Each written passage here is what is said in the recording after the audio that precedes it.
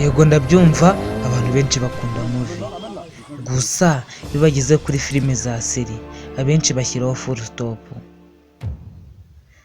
Aba ari filime ziteguranye ubwenge n'ubuhanga, aba ari filime zirimo utuntu twinshi tw'ubwenge, mbese abenshi bazireba baba bumva zitarangira izo filime bitewe n'ubwenge baba buri muri izo filime. Natwe ntitwaryamye, twaraye ducukumbura, turagenda tugutoranyiriza zimwe muri season zizasohoka, zimwe zasohotse mu mwaka wa 2024 kugeza mu mwaka wa 2025. Izi nizo filime tugiye kukubwira za season kuva mu mwaka wa 2024 kujya mu mwaka wa 2025,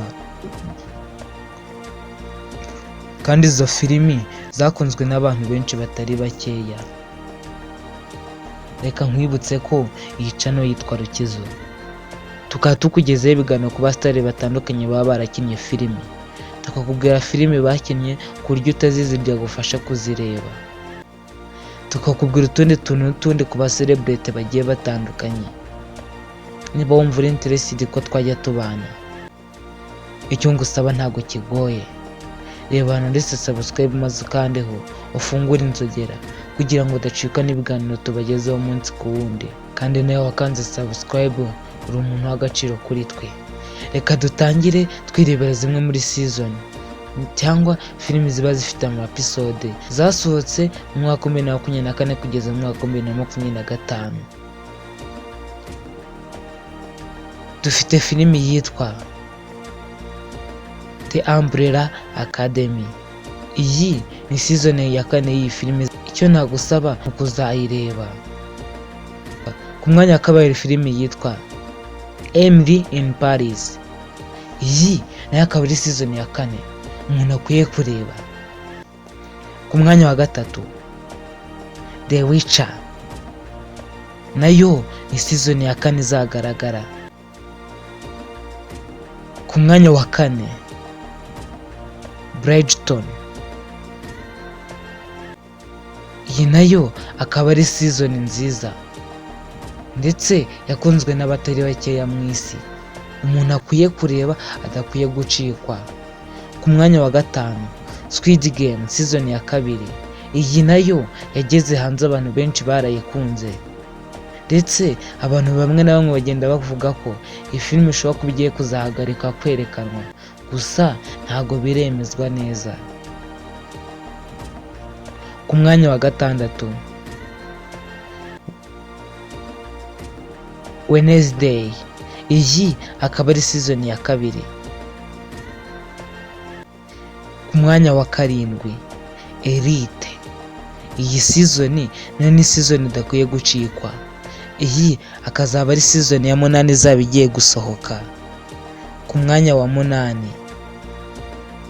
Russian Doll, iyi nayo azaba ari season ya 3. Ku mwanya wa 9 Stranger Things season ya 5. Ku mwanya wa 10 Outlander, iyi akaba ari season ya 8. Ku mwanya wa 11 basanga filime nziza cyane, filime yakunzwe n'abatari bake, yo iyi akaba ari season ya 5 izasohoka. Ku mwanya wa 12 Outer Banks season ya 4, iyi nayo yageze hanze, abantu benshi batarayireba bagakwiye kuyishaka bakayireba. Ku mwanya wa 13 Heartstopper season ya 3.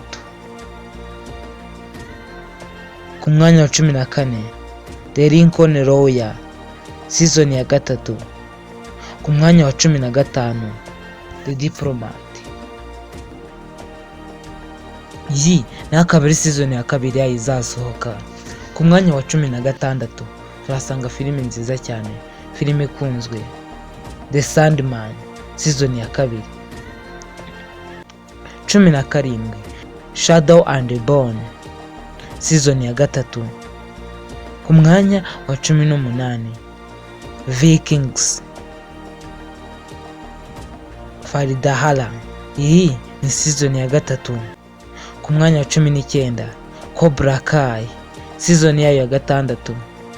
Ku mwanya wa 20 Sweet Tooth season ya 3. Ku mwanya wa 21 Ginny and Georgia season ya 4.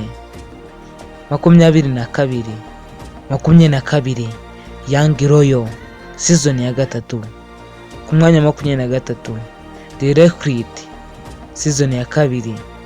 Ku mwanya wa 24 The Night Agent season ya 2. Ku mwanya wa 25 Ratched season ya 2. Ku mwanya wa 26 All of Us Are Dead season ya 2. Ku mwanya wa 27 Fuba season ya 2. Ku mwanya wa 28 The Watcher season ya 2. Ku mwanya wa 29 One Piece season ya 2. Izi ni zimwe muri filime zimwe zasohotse mu mwaka 2024, gusa izindi zizasohoka mu mwaka 2025. Izi akaba ari zimwe muri seri abantu benshi bari gukunda zimwe muri izo. Wakoze kudukurikira, icyo ngusaba ntabwo kigoye, kanda handitse subscribe maze ufungure inzogera kugira ngo udacikwa n'ibiganiro tubagezaho umunsi ku wundi. Mpamagara Gustave niko nitwa. Ciao ciao, hasta la vista.